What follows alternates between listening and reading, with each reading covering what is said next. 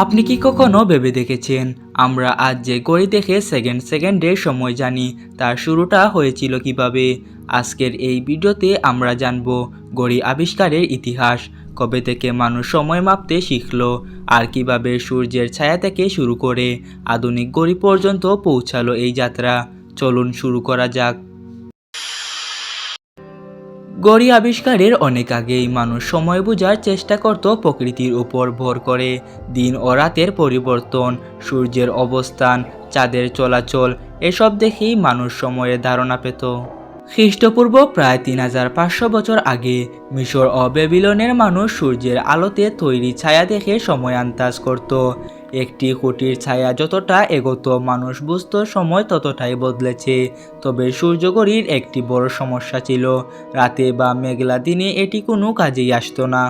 এই সমস্যার সমাধান হিসাবে আবিষ্কৃত হয় জলঘড়ি। জলঘড়িতে নির্দিষ্ট গতিতে পানি পড়ে সময় হিসাব করা হতো, যা দিনে ও রাতে দুই সময়ই ব্যবহার করা যেত। এছাড়া প্রাচীন যুগের শেষ দিকে মানুষ বালুঘড়ির ব্যবহার শুরু করে, যেখানে এক পাশ থেকে আরেক পাশে বালু পড়তে নির্দিষ্ট সময় লাগত। এই সব পদ্ধতির মাধ্যমেই মানুষ ধীরে ধীরে সময় মাপার দিকে আরও দক্ষ হয়ে ওঠে। সময় মাপার ইতিহাসে যান্ত্রিক ঘড়ির আবিষ্কার ছিল একটি বড় পরিবর্তন। 1300 শতকের দিকে ইউরোপে প্রথম যান্ত্রিক ঘড়ি তৈরি করা হয়।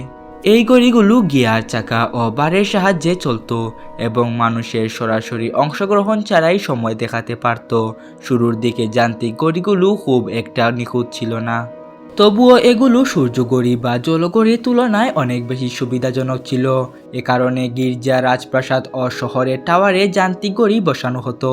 পরবর্তীতে প্রযুক্তির উন্নতির সঙ্গে সঙ্গে যান্ত্রিক ঘড়ির গঠনও আরও উন্নত হয়। এই আবিষ্কারই ভবিষ্যতের আধুনিক ঘড়ির পথ খুলে দেয়। যান্ত্রিক ঘড়ির পর সময় মাপার ক্ষেত্রে সবচেয়ে বড় উন্নতি আসে পেন্ডুলাম ঘড়ির মাধ্যমে। 1656 সালে বিজ্ঞানী ক্রিশ্চিয়ান হাইগেন্স প্রথম পেন্ডুলাম ঘড়ি আবিষ্কার করেন। এই ঘড়িতে দুলানো পেন্ডুলামের সাহায্যে সময় অনেক বেশি নির্ভুলভাবে মাপা সম্ভব হয়। পেন্ডুলাম ঘড়ি আগের যে কোনো ঘড়ির তুলনায় অনেক বেশি সঠিক ছিল। এর ফলে সময় গণনায় ভুল অনেক কমে যায়।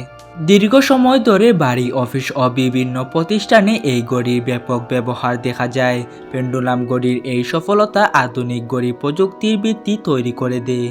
প্রথম দিকে হাতঘড়ি খুব একটা জনপ্রিয় ছিল না। শুরুর সময়ে এটি মূলত নারীরাই অলংকার হিসাবে ব্যবহার করত। পুরুষরা তখন পকেট ঘড়ি ব্যবহার করতেই বেশি স্বাচ্ছন্দ্য বোধ করতেন। কিন্তু প্রথম বিশ্বযুদ্ধের সময় হাতঘড়ির গুরুত্ব অনেক বেড়ে যায়। যুদ্ধক্ষেত্রে দ্রুত সময় দেখার প্রয়োজন হওয়ায় সৈন্যরা হাতঘড়ি ব্যবহার শুরু করেন। এরপর ধীরে ধীরে হাতঘড়ি সবার দৈনন্দিন জীবনের অংশ হয়ে ওঠে। এভাবেই হাতঘড়ি আধুনিক সময় ব্যবস্থাপনার একটি গুরুত্বপূর্ণ উপকরণে পরিণত হয়। ভিডিওটি ভালো লাগলে লাইক, কমেন্ট এবং সাবস্ক্রাইব করতে ভুলবেন না।